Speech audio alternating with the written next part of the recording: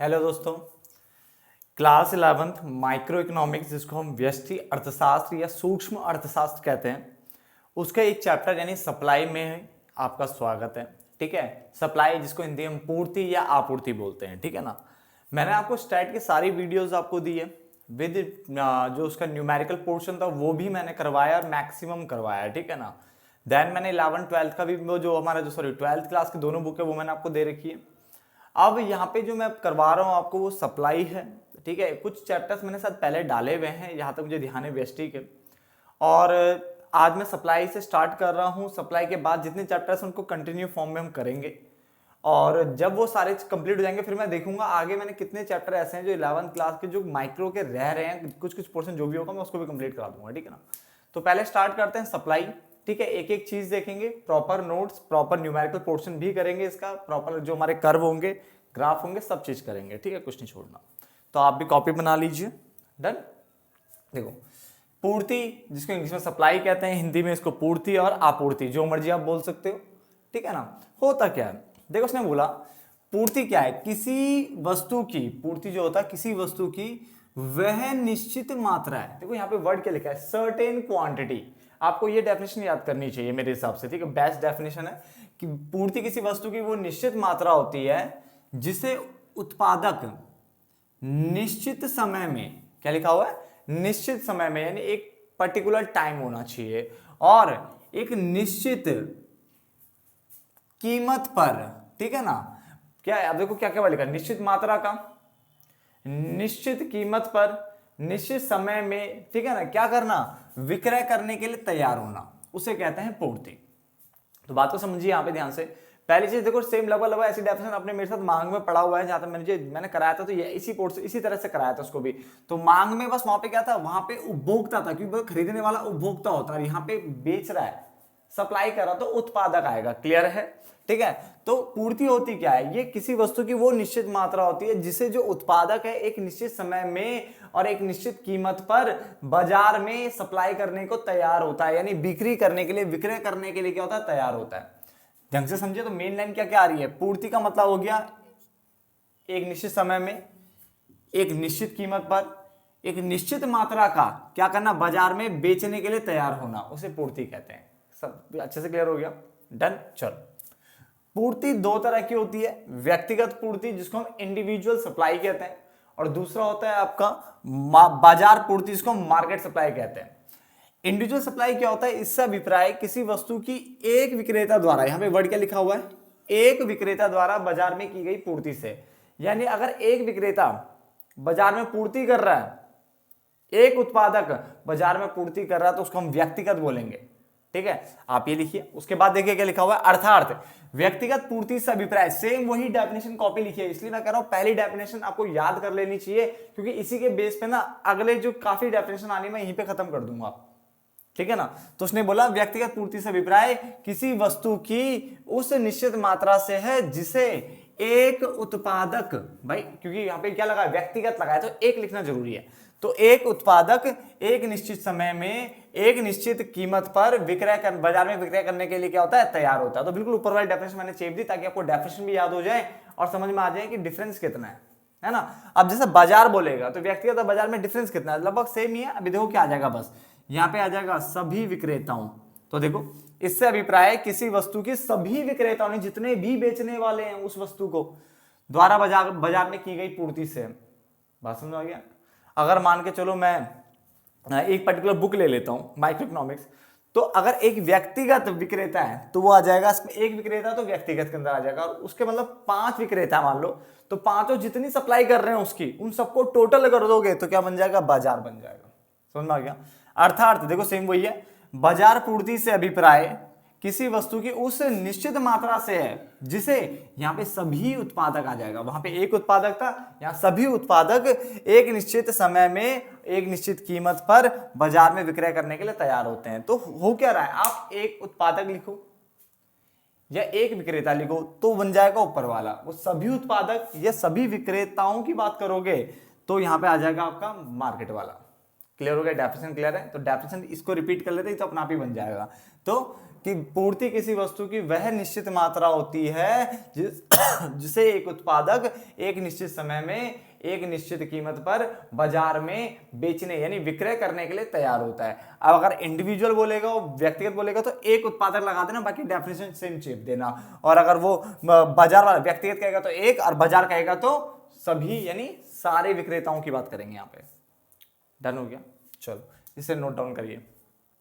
अगर आपको पहला ही ये 5 मिनट का वीडियो पसंद आ गया तो प्लीज कमेंट बॉक्स में लिख देना कि आपको समझ में आ रहा है, ठीक है ना। इससे वीडियो बनाने में आसानी होगी मेरे लिए। अब आगे देखिए जरा, व्यक्तिगत पूर्ति अनुसूची। व्यक्तिगत पूर्ति अनुसूची होती क्या है? देखो इकोनॉमिक्स में मैंने पहले भी बताया हुआ है कि जब भी अनुसूची आए तो उसका मतलब तालिका होता है। जब भी आपका फलन आए तो उसका मतलब फलनात्मक संबंध होता है। जब भी वक्र आए तो उसका मतलब ग्राफिकल क्या होता है, वो रेखीय प्रदर्शन होता है, समथिंग है ना, चित्रीय प्रदर्शन या फिर रेखीय प्रदर्शन। तो इस टाइप की चीजें आपको पता होनी चाहिए, ठीक है। फिर मैं लिखवा दूंगा, इसके बाद लिखवाऊंगा, ठीक है ना। पहले ये पढ़ ले जरा सा। तो व्यक्तिगत पूर्ति अनुसूची को इंग्लिश में कहते हैं इंडिविजुअल सप्लाई शेड्यूल, ठीक है ना। इससे अभिप्राय उस तालिका से है, ये आपको लिखना चाहिए, ये अच्छे मतलब इंप्रेशन अच्छा करती है ना सामने। तो इससे अभिप्राय उस तालिका से, मतलब जो प्रेजेंटेशन है आपका, जो लिखने का तरीका है ना, वो और उभर जाता है इन चीजों से।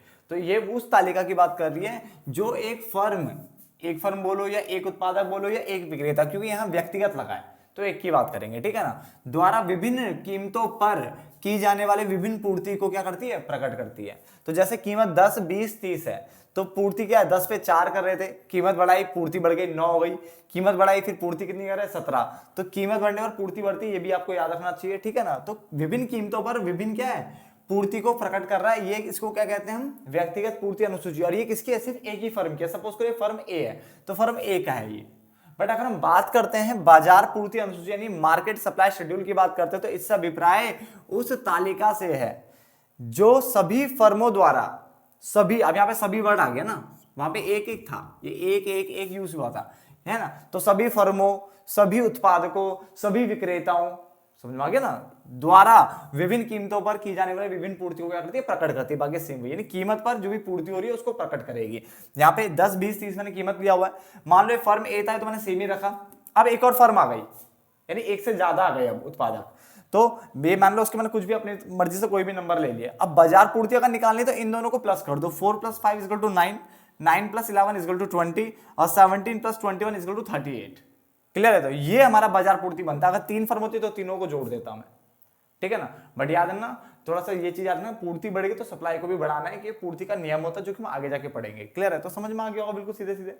अगर आप इस डेफिनेशन को और बड़ा लिखना चाहते हो तो आप ऐसा कर सकते हो। देखो ध्यान से कैसे करते थे, इससे अभिप्राय उस तालिका से, ठीक है, इससे अभिप्राय उस तालिका से है, ठीक है ना, जो एक निश्चित, जो किसी वस्तु की उस निश्चित मात्रा को प्रदर्शित करती है। अब देखो मैं पहली डेफिनेशन को कनेक्ट कर रहा हूं, इससे अभिप्राय उस तालिका से, यहां तक तो कॉमन लिखना पड़ेगा, तालिका समझाना पड़ेगा क्योंकि वहां पे वर्ड क्या लगा हुआ है, अनुसूची। अनुसूची मतलब तालिका। तो इससे अभिप्राय उस तालिका से जो किसी वस्तु की उस निश्चित मात्रा को प्रकट करती है जिसे एक उत्पादक, यहाँ पे एक आएगा, यहाँ पे सभी आएगा, इतना समझ आता है। तो जिसे एक उत्पादक एक निश्चित समय में एक निश्चित कीमत पर क्या करने वाला है,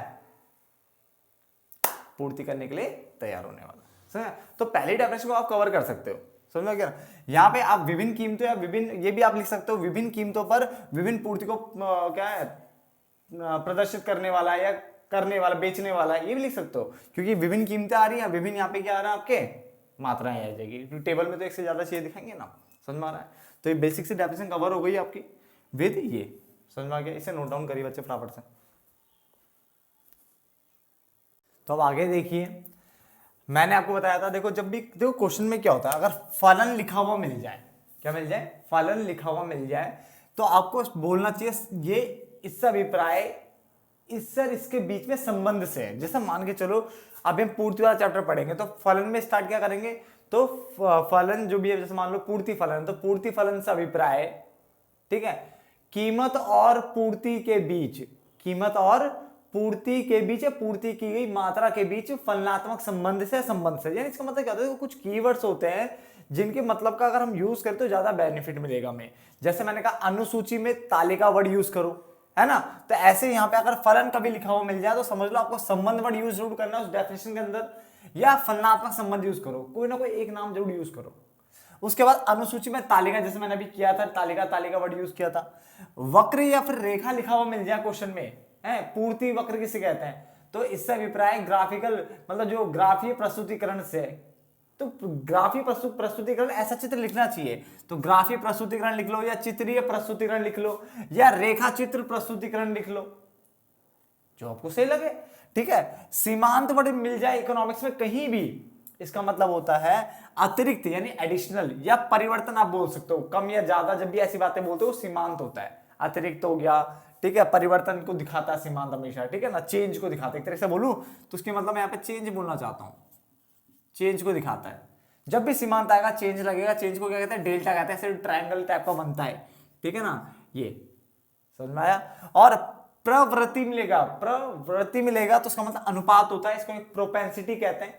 आज नहीं, जब 12th क्लास में आओगे तो आपको एक प्रवृत्ति दिख जाएगा, ठीक है ना। चल, तो हमें याद कर रखना है, फलन आएगा तो संबंध या फलनात्मक संबंध वर्ड यूज करना है, अनुसूची आएगा तो तालिका, वक्र या रेखा आएगा तो ग्राफीय या चित्रीय प्रस्तुतिकरण आप यूज कर सकते हो, सीमांत आएगा तो अतिरिक्त या परिवर्तन टाइप का वर्ड यूज करना, ठीक है ना, एक्स्ट्रा वेस्ट्रा जो होता है एक्स्ट्रा है ना, और प्रवृत्ति आएगा तो अनुपात।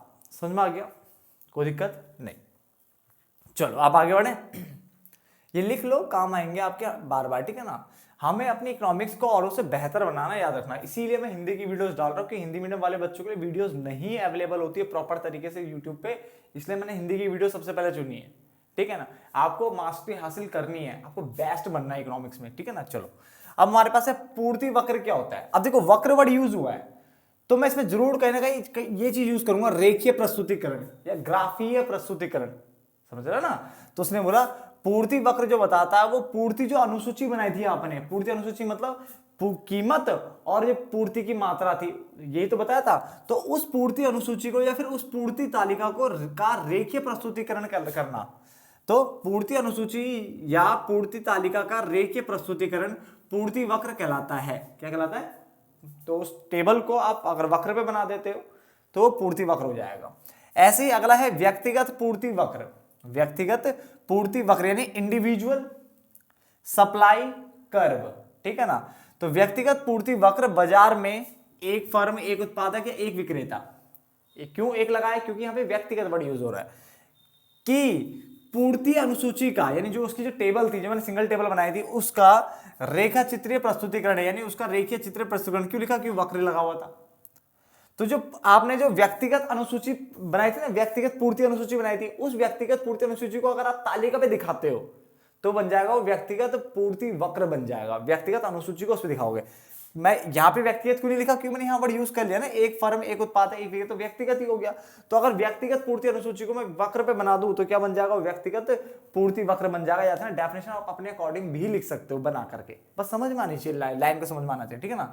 फटाफट से नोट डाउन करिए इसे, इसका वक्र बना के दिखाता हूं आपको। फिर अब आगे देखिए, इसका कर्व बना के देखते हैं, ठीक है। तो कर्व कैसे बनेगा, सबसे पहले तो आप यहाँ पे कीमत लोगे, यानी जो हमारा ये साइड है y वाला एक्सिस है, यहाँ पे कीमत यानी प्राइस लेंगे, यहाँ पे मात्रा यानी Q या यूनिट्स आप लिख सकते हो, ठीक है। इस तरह से हम लेंगे, इसके इकाइयां बोलते हैं, ठीक है ना। देखो सप्लाई कर कुछ इस तरह से बनेगा, ये वाला डिमांड कर वगैरह आपको याद है ना, डिमांड कर ऐसे बनता था, नीचे को बनता था, है ना, क्योंकि डिमांड कर का जो ढाल होता है ऋणात्मक होता है, नीचे की तरफ होता है, ठीक है ना। जबकि सप्लाई कर का ढाल जो होता है वो क्या था, ऊपर की ओर होता है, क्लियर है, ऐसे बनेगा ये। तो ये हमारा सप्लाई कर्व हो गया, एस मैंने इसको नाम लिख दिया सप्लाई कर्व। कोई अगर आपसे पूछे सप्लाई कर्व कितने डिग्री का कितनी डिग्री पे बनता है, तो ये एक ऑरिजिन से, अगर हम बात करें ऑरिजिन से, तो 45 डिग्री पे बनता है। कितने बनता है, 45 डिग्री पे, ठीक है। तो नॉलेज के लिए रख सकते हो अपने पास, सप्लाई कर्व जो है 45 डिग्री पे बनता है। तो ये जो हमारा एक कर्व अगर मैंने बनाया तो ये हमारा इंडिविजुअल सप्लाई कर्व यानी व्यक्तिगत पूर्ति वक्र है, समझ में आ गया। देन आगे हमारे पास बाजार पूर्ति वक्र यानी मार्केट सप्लाई वक्र यानी कर्व।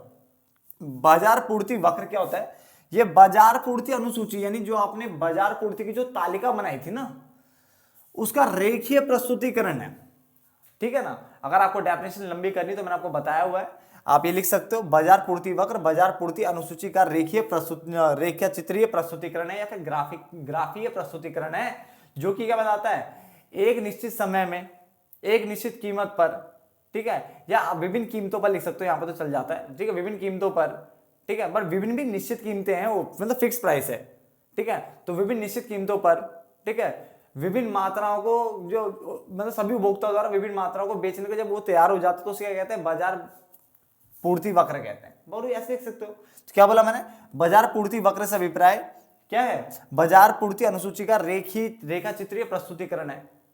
ठीक है, जो क्या बताता है, जो दर्शाता है क्या कि एक निश्चित समय में सभी उपभोक्ता बाजार में आएगा तो सभी उपभोक्ता ही होंगे, सॉरी सभी उत्पादक होंगे, सॉरी उपभोक्ता नहीं, सभी उत्पादक होंगे।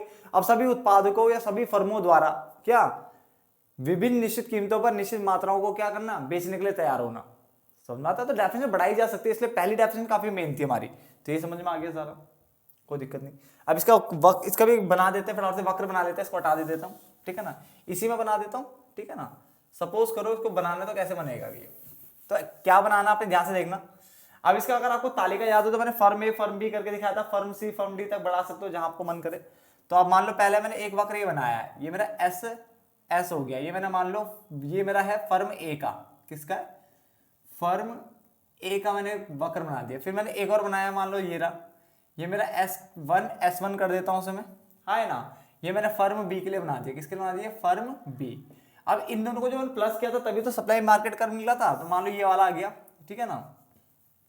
तो ये मैंने मान लिया S2 और ये मेरा बन गया क्या, A प्लस बी, यानी हमारा क्या है, मार्केट सप्लाई है, क्या बन गया, मार्केट सप्लाई, ठीक है ना, को रिप्रेजेंट कर रहा है, मार्केट सप्लाई को रिप्रेजेंट करेगा ये। तो इन दोनों का सम हो जाएगा ये, तो उसमें एक से ज्यादा आपको क्या है, वक्र दिखते मतलब दिखेंगे।